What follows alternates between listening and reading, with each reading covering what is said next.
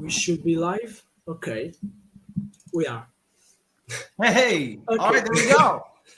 here we go. So, first of all, welcome to my first episode of this new podcast that I decided to call Podcasts, in which I interview some of the great experts of Facebook ads. I try at least, and in which I hope to also provide some value and to have some nice, genuine talk about Facebook ads, what is going on right now and what is working right now. Today I'm here with Charlie, which is one of the one of the Facebook advertiser I respect the most. I always consume your content every day about your disruptive advices and disruptive methods. I usually we will talk about this. I will talk also about also how it went with improving my performances following your advices. I also had the honor to have you on a consultation you made for me. It was amazing. It was really mind blowing. So I will ask you to introduce yourself for the very few people who don't know you yet, and so we can start with the first questions. Yeah, hey, my name's Charlie. I've been in the Facebook ad space for a little over a decade. I've helped drive over $1 billion in revenue, and my client list is, I've helped a lot of people around the world. Big brands like Nissan, Apple, and Disney, and small little mom and pop shops. I've been training people for the better part of a decade. And yeah, a lot of people think of what I have to say as fairly disruptive. And I think that's because I come from a understanding of how Facebook works, not an inference on what people think it does. And I prioritize business results rather than the marketer ego, which basically means most people disagree with what I have to do because they were poorly trained by somebody that doesn't know how Facebook works. And I'm here to help solve that as much as I can, because my biggest objective is more success and less stress, because honestly, we all deserve it. That's great. That's great. And in fact, the first question was exactly about this. You talked about the ego, and we are going to the first question, which is, what is the most important KPI right now in Facebook ads to like assess the results and understanding when something is good, when something is like sustainable for the business? And I already know the answer, but you are going to say something really not like disruptive, but someone may not like what you are going to say. Yeah, I mean, I will say the most important impact for me is I will look at, it's hard to come down to one KPI, but I would definitely say CPA matters the most and spend. And what I'm looking at is I don't care about ROAS because that's not a real number. And I don't care about a lot of other things that most people think are important, like CPC doesn't matter on Facebook. CTR doesn't matter on Facebook. And people that think that it does are coming from an email or display or search motive. But we have to understand that the cost per inventory isn't always the same. There's a bunch of other things we can get down that road. A good CTR isn't necessarily a good thing at all. And a good ROAS might be the reason that your business is failing. There's a lot of other questions around that we can unpack later. But the reason I look at CPA is because what we're ultimately doing with Facebook ads is amplifying our business model. And if we can understand with spend how much of our overall investment into the growth of the business is coming from the Facebook platform, we can also understand then what a good relative CPA can be for Facebook across our entire business and a blended result. And ultimately what that looks like in our business might not be what Facebook says inside the dashboard, but that's okay. It's software. If it's wrong by roughly the same amount all the time. So we can come up with a target CPA for the platform that meets our business objectives. And as long as we're doing better than that blended CPA and we are below our target, we can make the decision to invest more in our growth because we have inefficiency at scale that we are not taking opportunistic advantage of. So yeah, I guess very shortly, probably spend and CPA, but understanding that attribution is sort of nonsense, but every platform has its own target. So we can go from that. Yeah. And in fact, that comes the second question, which is, try to explain better what is like the spend and why you look at spend, because I see there's a lot of confusion over there. I also had some like hard times understanding why spend and why spend matters that much. But I think I know the answer. But please tell me, what is your vision about that? Yeah. So when one of the reasons we're looking at spend more than anything is because it lets us know spend is money out, revenue is money in.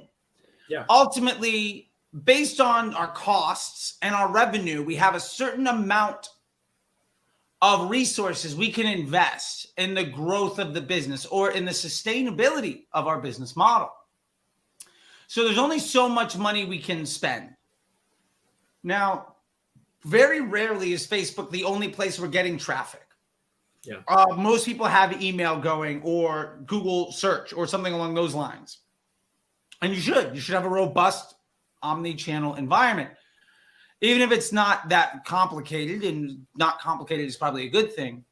But what helps us understand spend is great because it says, what is the contribution to my bottom line from this channel? Now, we know a fella that runs an agency that talks a lot about contribution margin. I'm not talking about that because that's not a legitimate metric in the way that he's measuring it. That's just the next du jour thing that he's trying to cook up, at least in my opinion. What I'm talking about contribution is,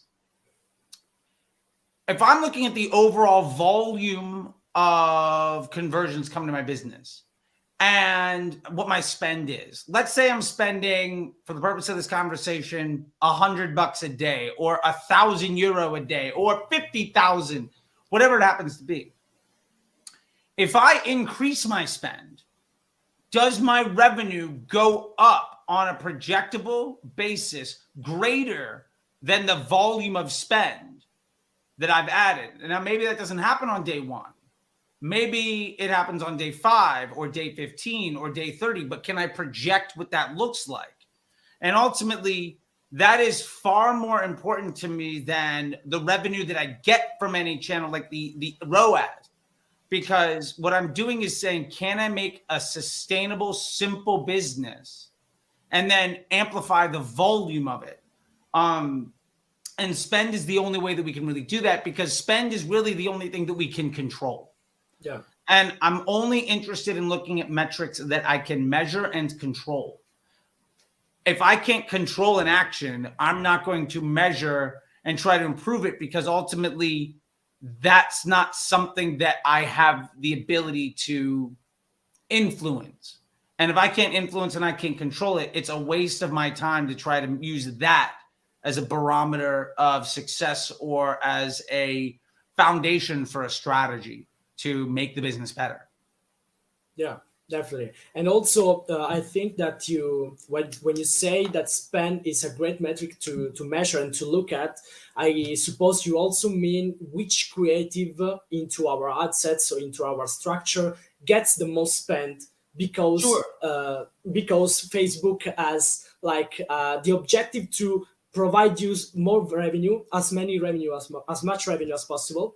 And so the ad that has the most spend doesn't necessarily mean that it is providing you the lowest CPA, but maybe the highest AOV, maybe the most profitable clients in the future. And here comes your metric PSM that I think you are going to mention. Sure. I mean, I'll say this, that contribution or I look at it as an investment portfolio. And where are we spending the most money? And that can be by platform, or it can be by ads within our like control campaign. Yeah. You should have a very clear idea of, if this ad gets more money, what's going to happen in my business.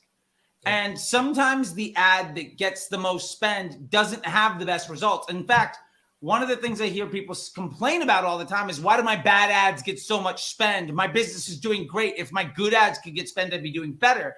And the honest truth is, maybe the reason your business is doing well is because your bad ads are getting spent, and that's what's driving the success of your good ads with a great CPA that Facebook's using as a retargeting ad, or your search or your email or your organic traffic and CRM, the good ads are not sustainable because they rely on the attention that you've bought from some other ad. And sometimes your bad ads that get all the budget are the reason that your more efficient marketing channels have so much opportunity.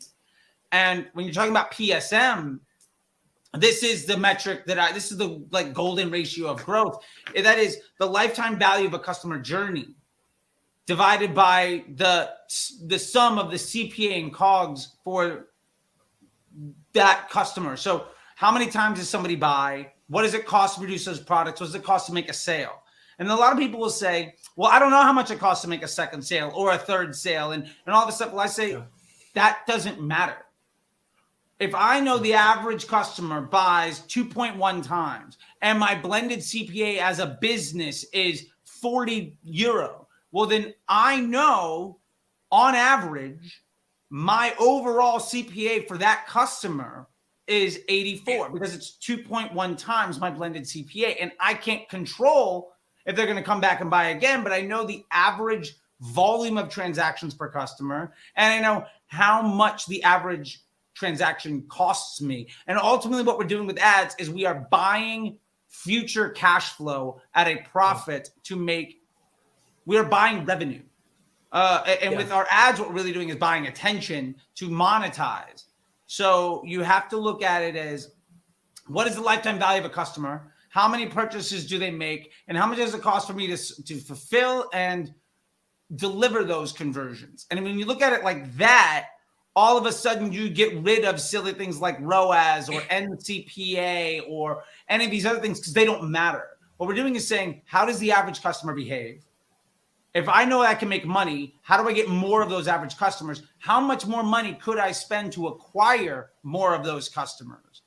And if I start to look at it like that, now I'm looking at real business metrics instead of how much credit for everybody else's work can I take as a Facebook media buyer by making my ROAS look as good as possible because I'm taking credit for sales that other departments are also taking credit for. And I think that's the real difference between an ego-based marketer and somebody who is on your team to help grow your business. Yeah, definitely. And here, I think that it comes down to two questions, which are, the first one is, you are saying correctly that ROAS is like an ego metric, and that there are also many other channels that like contribute to acquisition of the new customers. And here comes my first question, which is, how do you understand where are your like new clients coming from? The blended CPA, how do you assess that? This is the first question. Well, let me answer that one because that one's a bit to unpack, and then we'll get to the second question and stuff. I won't remember. If you ask me 3 questions, I probably won't remember them all nearly as well. So first question, I don't know, and the honest truth is I don't have to know. What I have to do is say, what is each tool in my toolbox doing? And then how do I take best advantage of what they do well? So I don't necessarily know if my Google search is driving me new customers or returning ones. I don't necessarily know if my email is all net new or returning. Now I can look in Klaviyo or SendLane and look to understand where that person's journey is. But if I try to control for that, what I'm ultimately doing is saying, I have a business that works. Now what I want to do is change how it works and expect that to be net positive. Instead of say, I have a business that works. How do I get a higher volume of transactions inside of my business? And my point to that is, it is your bank account doesn't care if that money is from somebody that's new or returning. And if you understand that Facebook is an amplification of my business and is generating awareness and intent, Google is monetizing intent and awareness. And both of them, by the way, are doing so in a way that is not necessarily discrete or unique to my business. You know, like when I was running New Balance, we found that at the beginning of broad targeting, when we were doing the case studies to develop advanced matching, which is the brain behind broad, 2/3 of the money we spent that were a first impression, so top of funnel for our customers, 2/3 of that money was spent on somebody that had abandoned cart on one of our competitors in the last 7 days. So our customers are in their own funnel, in their own customer journey. Customer journeys are often weeks, months, decades long. Yeah. So you can't possibly control getting somebody into the beginning of having intent or awareness about your product or service or about what you solve. What you can do is say, how do I best monetize attention? And then how do I get more of that attention so that I can have more fuel to my fire? And so in that way, I don't care where things are coming from. But when I look at spend, I can say, hey, when I'm ramping up my Google ads, what percentage of my overall conversions are repeat customers versus new? When I ramp up my Facebook ads, what percentage of my customers are new versus returning? And if there's a higher volume of newer customer, maybe my efficiency goes down, but I know what I'm doing is I'm buying a higher volume of future cash flow and revenue. So I might make the decision that that's a good investment for my business, versus I might say what I need to do is make as much money as possible everywhere. And I treat Facebook as a ROAS generation device. And ultimately what I do is I completely starve my funnel and then run out of money, even though my Facebook ROAS is getting better and better and better. Yeah. So like, that's kind of how I'm looking at that. And in Facebook, we can take a look at certain metrics like CPMs and frequency relative to other ads in our account to see, is this being used as a top of funnel ad or is this being used as a bottom of funnel ad? Because sort of the thing we didn't mention here is I'm not using audiences. Like audiences on Facebook is an obsolete technology. I'm not running somebody through my funnel because generally my funnel, my retargeting audience is primarily made up of people who are never going to buy. And I think that that's something people don't understand. Like, of all the people that have abandoned cart, of all the people that have visited your website, let's say you are one of the greatest businesses in the world and 10% of those people buy. That means 90% of the people that you're paying extra to talk to, 90% of that money that you are not using to garner the attention of people who, regardless of where they are in any business's funnel, is spent on folks that are never going to buy from you. That's really bad for business, but it makes your Facebook look good because the ROAS of that ad or that ad set might be solid, but you have no, like the opportunity cost of getting that one good ROAS transaction versus a much higher volume of transactions that come in at a CPA that you can make money on could destroy your business. Yeah, definitely. And also here comes that something that I think you said, which is ROAS has two problems. The first is, of course, like the double attribution of multi-channel. So you don't know if that 3 ROAS comes from actually your ads or Google ads, which is something we shouldn't even worry about, because actually it's like a system that should work. It's not one that drives revenue, the other drives another kind of revenue. As you say, the attribution, the customer journey is also decades long, and you can see like 10 times my ads on Google and 10 times my ads on Facebook before deciding to buy my product.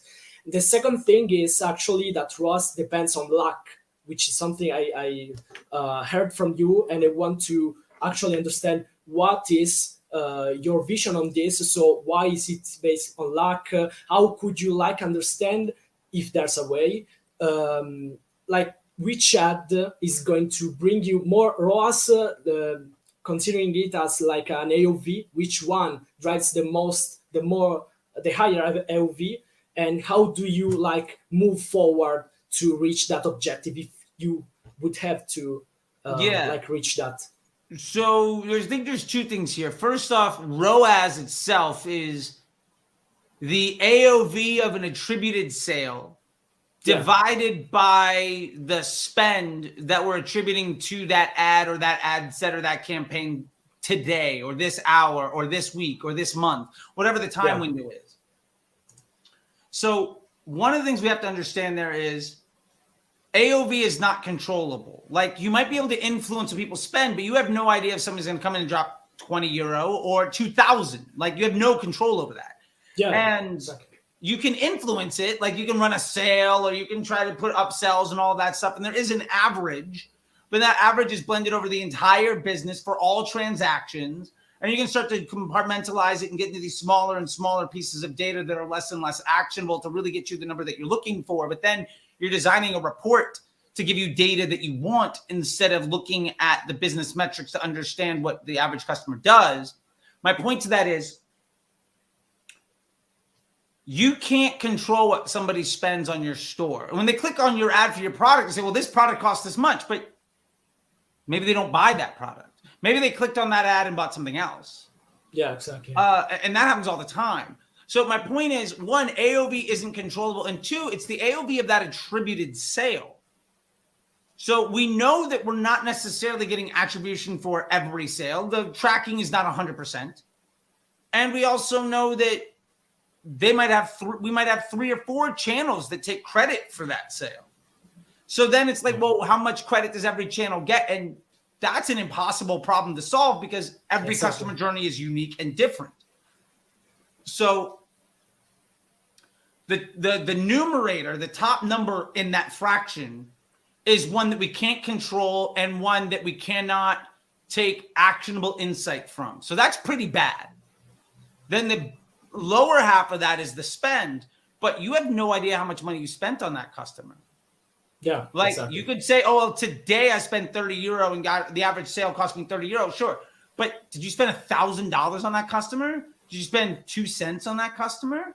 Because you're just looking at it as an overall thing, but you have no idea how many touch points that was. Yeah, exactly.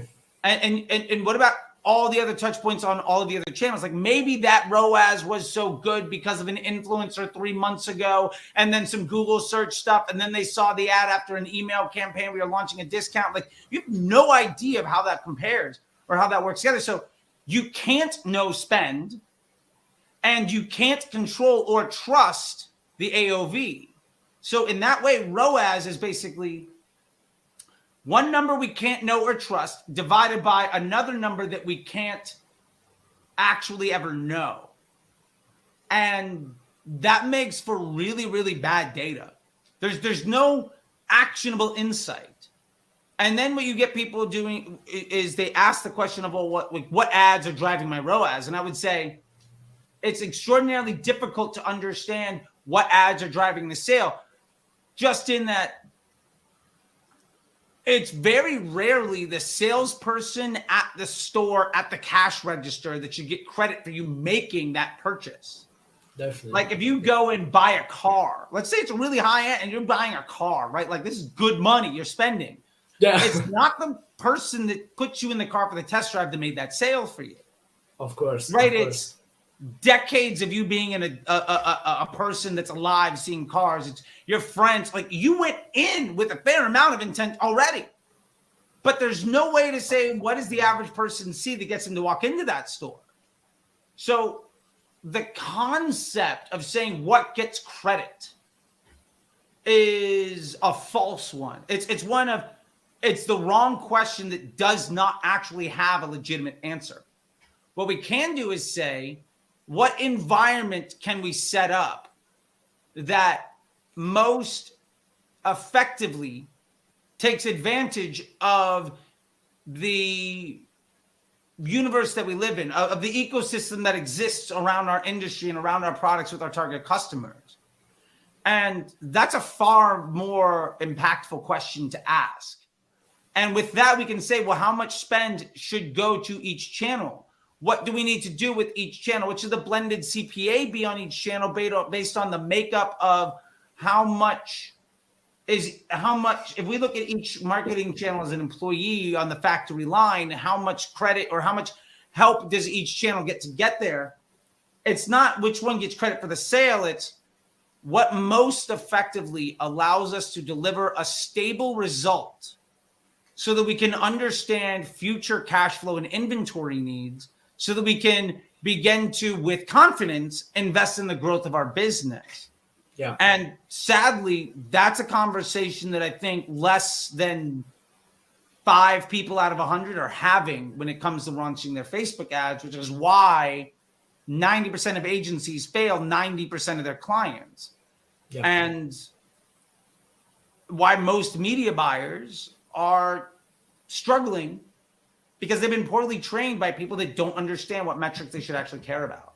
And so that's the way I look at it is, as a business development person, as an investment banker, how do we best set up a structure that will most confidently deliver us stable unit economics on the acquisition and monetization of attention? Now, that's a lot of syllables, but those are the questions that you should be asking yourself, right? And your job is not to get the best result. Your job is to get the most stable result and then improve upon it. Definitely. Also, coming from your previous sentence about the customer like journey is very very long, and you can't control that, because I would also mention that many people like save your links for later, or they like send them to their parents for their birthday, so you cannot actually have a control of the whole process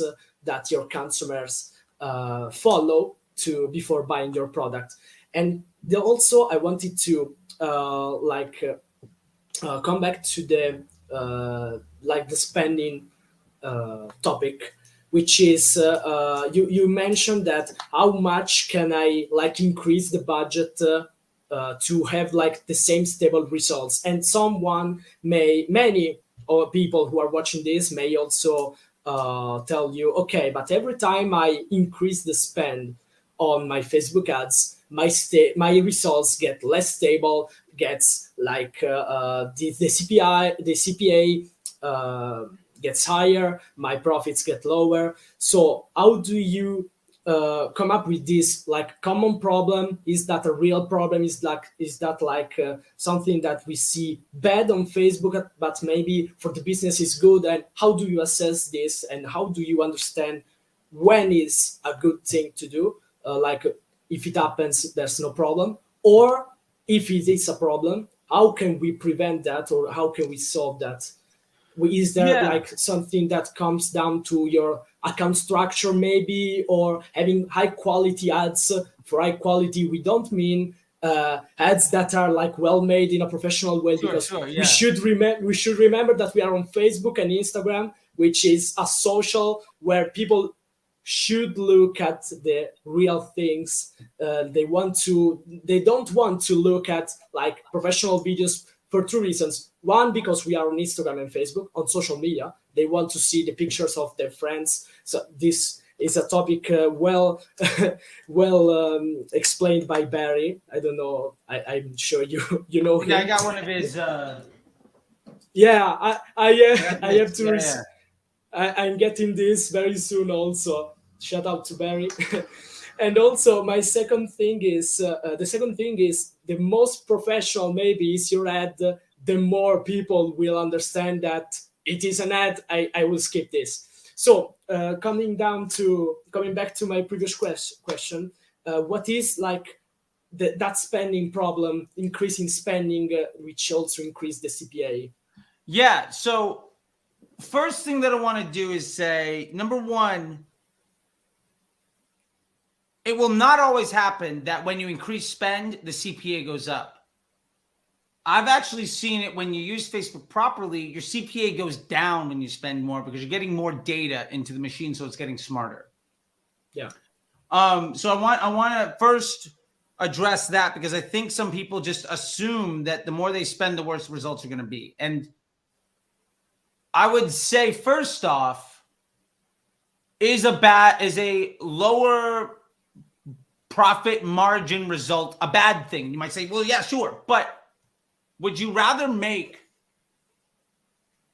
a 50% profit on €100,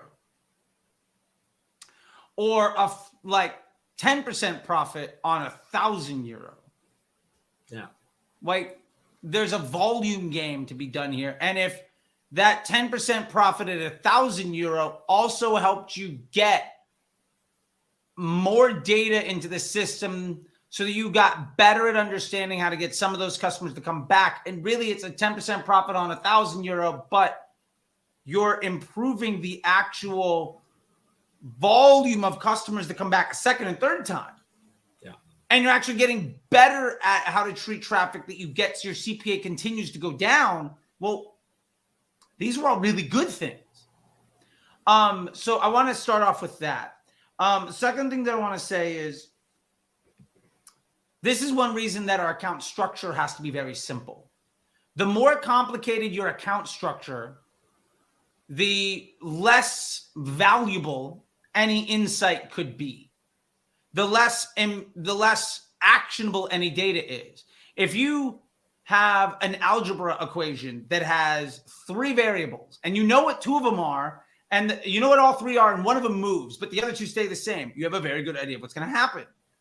Yeah. If you have 20 variables and 4 change, and then your way of solving that is to change 3 other ones, you're constantly having this mess. You're never going to know what the outcome is going to be. Yeah, exactly. And so the fewer moving parts you have, the easier it is to keep something working and to improve upon it.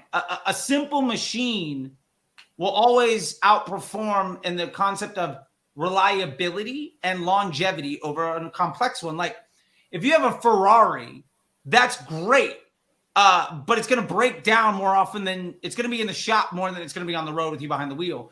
But you could have like really dumb like 80s Toyota truck, and it'll go 1,000,000 miles because the machine is really simple. A Volkswagen Beetle will drive 5,000,000 miles because the engine is easy to fix and it's really simple. The point is, the more complicated your ad account is, the less stable it will be, because not only is it more moving parts, but if you look at each moving part as an employee in your business, and Facebook's a machine learning algorithm, that means that you're spending less money to teach it. Yeah. And by it, I mean each individual piece. So not only are they less stable, but they're less effective and they're less projectable in their outcome.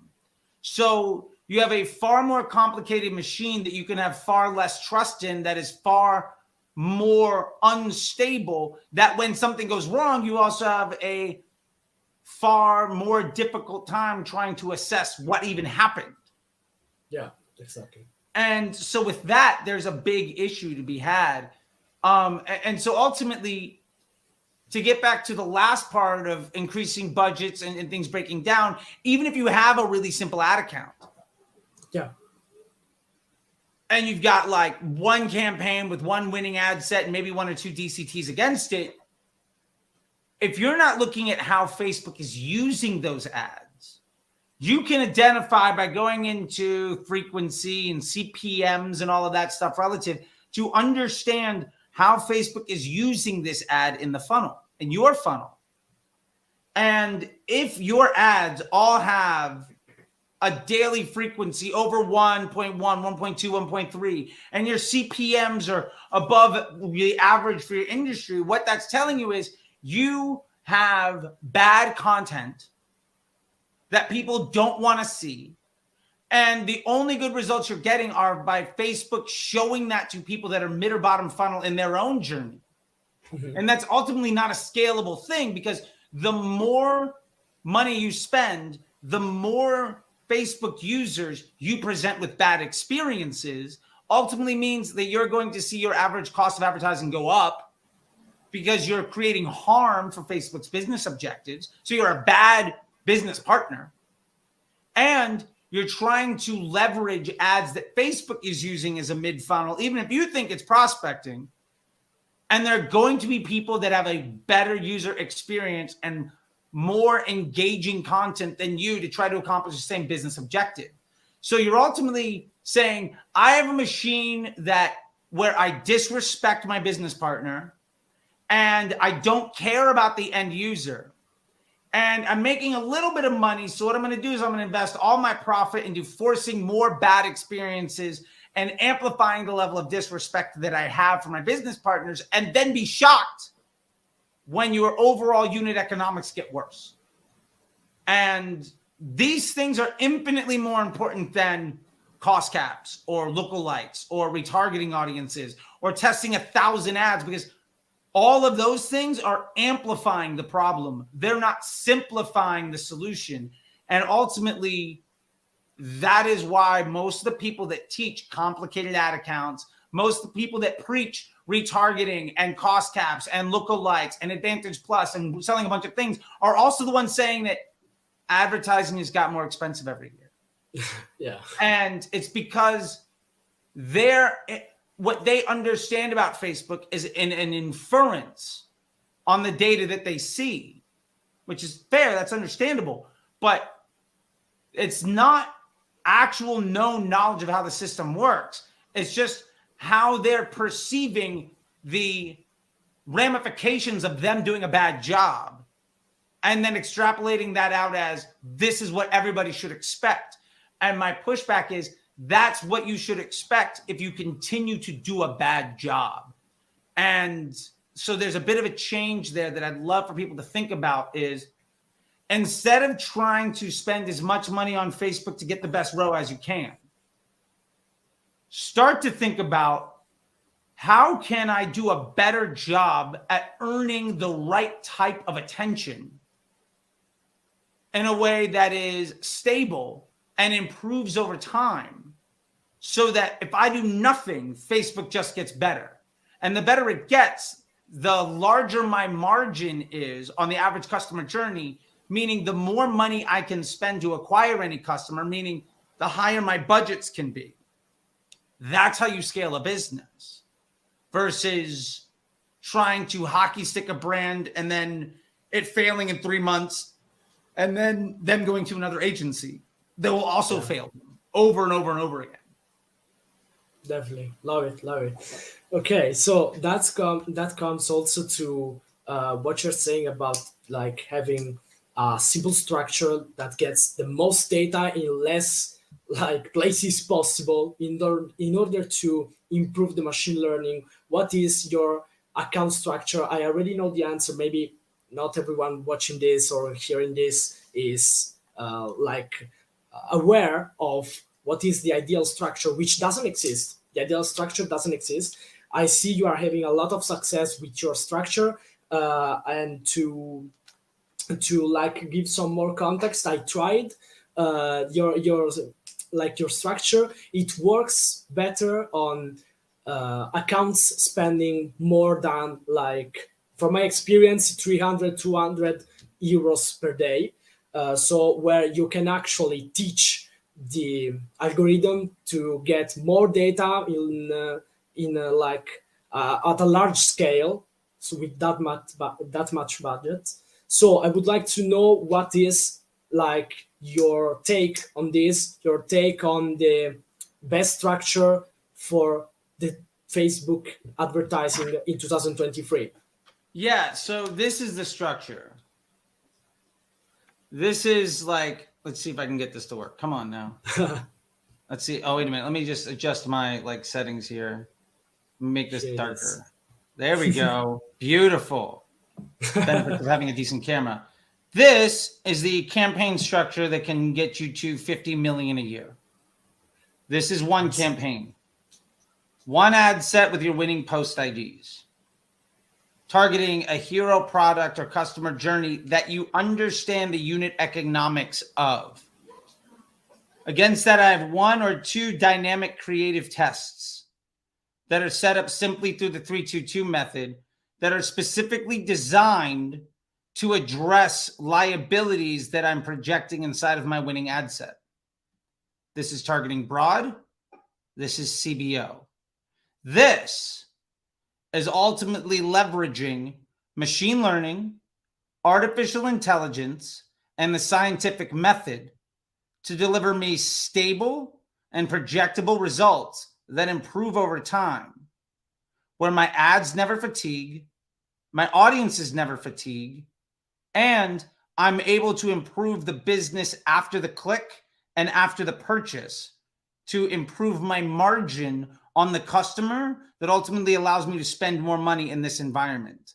quite literally anything more complicated than this is going to be a liability to the stability and growth of your business.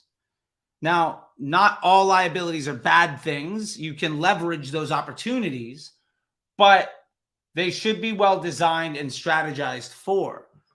But I think that account structure easily is 80-90% of the contribution to the success of the businesses that I run and the clients that I've had and the students inside the Facebook Ads MBA program and Disruptor School, which is one reason why I think in the last 2-3 years, there's been several $100 million of added business revenue because of that structure that would not have come otherwise.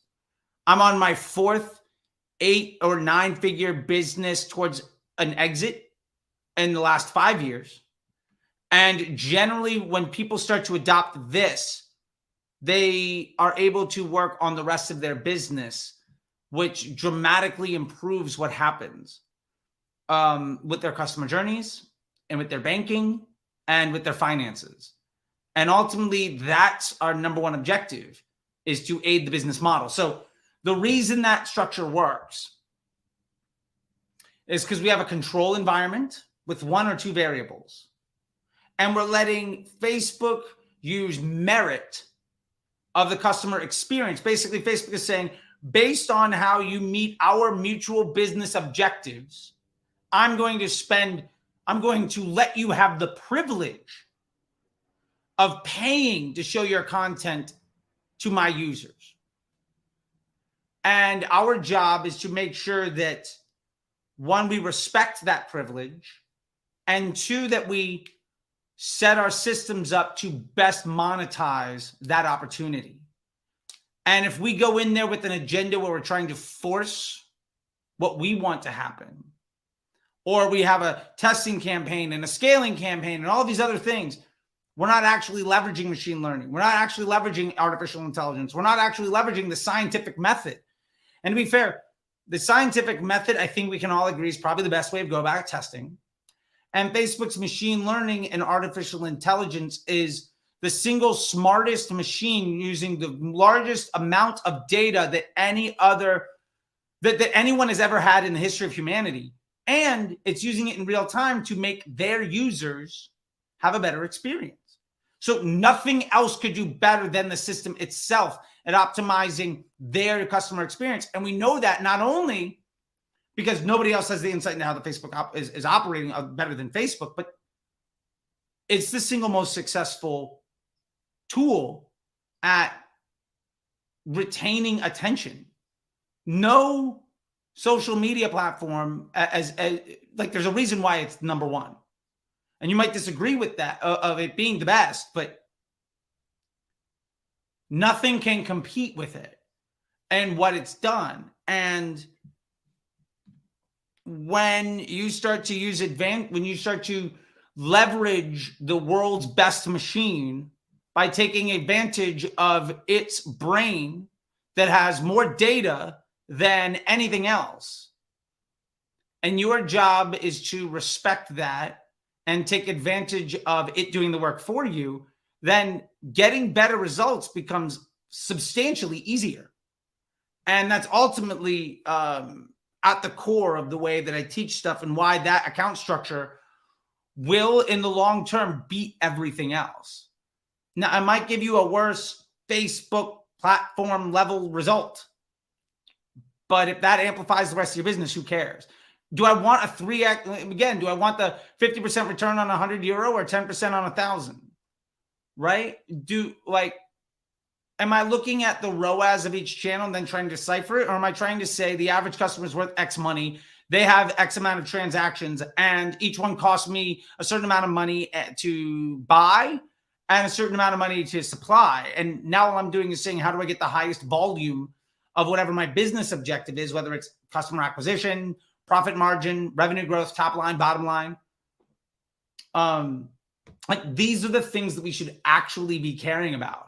And that account structure gives you the most amount of control over delivering the most stable result, so you can spend your time working on the business instead of in the business. And that's the secret weapon for anybody that's truly built anything larger than the immediate opportunity they have in front of them. Love it, love it. And also, here comes my question about this. When is the right time to move like your winners in the DCTs to the like post IDs winners ad set? What is your process with that? Because I suppose that you will have also great results on the testing because of course Facebook is designed to that, and you design that campaign structure to get most results also on the testing. But when is the right time to like move the winners to that winner ad set without like wasting the machine learning, which has like learned what is the best combination for you in that ad set? Yeah, I think, simply put, when you need to.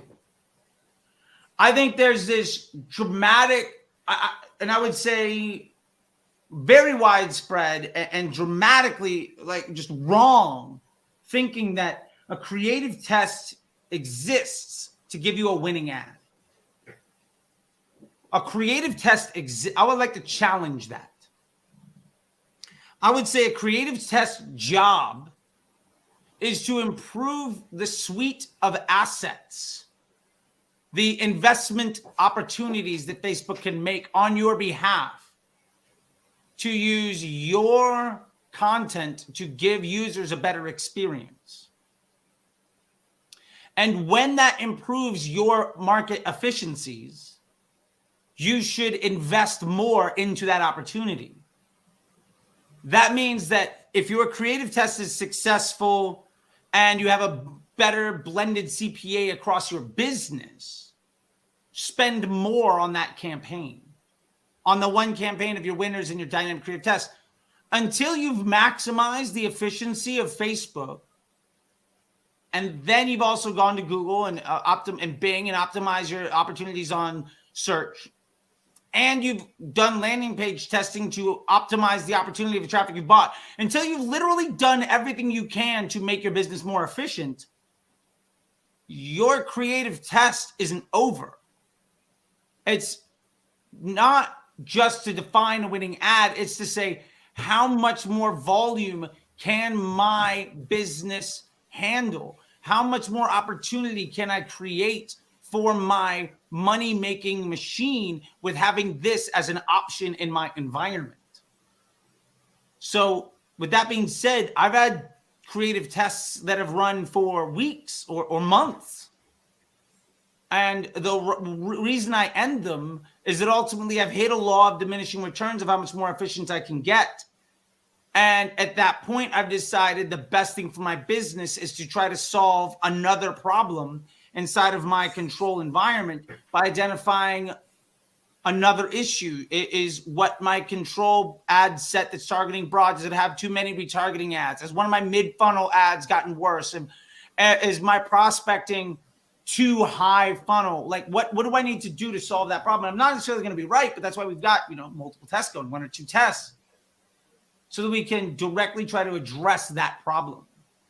And if we think of it like that, then all we're doing is isolating individual variables within a control environment and investing in improving those things, letting Facebook choose where to spend based on what's best for their business objectives. And when their business objectives matches our own, then we are going to have much greater opportunities for scale and stability. And like I said, I think in my experience, out of a room full of 100, I'm the only one talking like that. I'm one of a few people talking like that. And I think, like I said, 90% of people are refusing to look at it that way. And there's a reason why 90% of people are struggling to see good results. And they think that iOS 14 was a reason that their Facebook ads were bad. And they're looking at iOS 16.5 and saying, oh, this is going to be doomed. Like, it's only going to harm you if you're doing things poorly. If you're doing things properly, the identification of the harm being done by others, where they will have to pull back, is only going to give you even more market opportunity to get even better. So I think these struggles that most people identify is actually an opportunity for the people that do the job well to get even better. And Yeah, I look definitely. forward to those challenges because ultimately I'm aligning my business objectives as a media buyer, as a Facebook advertiser, Yeah, with putting Facebook's business needs first and then making sure that their business needs being met ultimately meets my own. And when we are simpatico, success is extraordinarily difficult to not achieve. yeah, definitely. Also, I have like the last two questions because we are going over an hour Okay, of fair enough. Fair podcast. enough. I'll try to keep these shorter. No, no, you are providing so much value, so I thank you in advance before we end the call. We end this live. You are being really really helpful. I think that more people are getting like valuable tips to like improve their Facebook ads and seeing it like the right way for how it is designed for these years. With of course also iOS 14 also helped this at Facebook design a better machine which leverage on like the internal data that Facebook can collect to make your targeting better with broad audiences. So to come up with this, I'm asking you. This is more of a curiosity. How do you decide like to test in the DCTs? Are you like using maybe testing concepts on the same ad set, or are you testing maybe a psychological angle as Sarah teaches us, or what is the like the thing the criterion in which you are testing in these Yeah, DCTs? I look at concepts. I very much agree with Sarah, Sarah Levinger. Yeah, And she's a professor, by the way, in Disruptor School. You can get some of her master classes in Disruptor School, and she's got another one coming very shortly. So check that out at disruptorschool.com. Check out it's Sarah's my thing there. wish list. It's on Yeah, my yeah. wish list. So concepts work because you have to remember that when you run Facebook ads, what you're doing is buying attention. You're not buying results. So you have to make sure the concepts, the design of your ad should be built to acquire the right type of attention. The way that you've been taught to think about targeting with audiences is the way that you should be thinking about the ads that you design. And ultimately, what type of ads that I want to run is based on looking at my control environment, that winner's ad set, and identifying which part of that mix in that portfolio, which player on the team do I want to try to improve? And that will be the most impactful way of moving the business forward. That's great. That's great. Okay, and also the last question, which also comes down to what is your structure. So you like have this campaign, which basically you touch the less possible in order to help Facebook get results. And what would you like answer to all those people or like business owners who hire Facebook advertiser who like the ideal way of working is letting Facebook machine learning do the job, that are saying like, okay, I'm a business owner, you set up this campaign, you don't touch it like for months, weeks, why should I keep paying you? Maybe I'm the only one making this like kind of questions. Yeah, no, I think it's a great question. And the honest truth is, your job is to keep the operation so simple that it doesn't require a lot of attention and maintenance. However, that takes a long time to get that takes a long time, or not time on the ad account, but that takes a lot of dedication and expertise to get to. Definitely. And when it becomes simple, it's not about what's happening today. Your job, once Facebook takes you an hour a week max to manage, is to understand where the biggest opportunities are. Mm-hmm. And ultimately, somebody should be thinking about, I would challenge people to think of it like this. When I'm hiring somebody to run Facebook ads, I want to basically say, I don't have to think about it. It works. And when I want to invest more, they're able to do it. And when I want to invest less, they're able to do it in a way that I don't have to think about the management. And for those people that say, well, why am I paying this person to do nothing? I mean, that's a valid point. And to be fair, that might be true until next month. Like we saw, why am I paying anybody to do anything in January, February, March, and then April comes? And now results are terrible. But I mean, they're not terrible. They should be better than they were in July, August, and September. But when you compare them to the best months of the year and the lowest price of attention, that is January, February, and March, they look objectively bad. But if you don't have an expert at the helm that understands that that's happening and how to accommodate for it, when you see a change in the environment and you're unable to respond to it, ultimately things are going to be very bad for you. You know, that's it's something we ultimately have to keep in mind, is that our environments are going to be dynamic. They're going to change often. Yeah. And your job is to make it, I would say your job as a media buyer is to make it so that, in this case, so that the business owner never needs to respond to market changes. You're already ahead of that. You already know what's going to happen. You've already accommodated for the things that you know are going to occur. Yeah. And so basically your job is to make sure they never need to talk to you. Yeah. And your contribution is going to be far above and beyond whatever you're charging. Like, if you're good at your job as a media buyer, you could never charge enough. Yeah, exactly. Yeah, because it is like an endless machine of profits, of revenue. Like, so yeah, we should look at it like that. You set up the thing that generates you more revenue.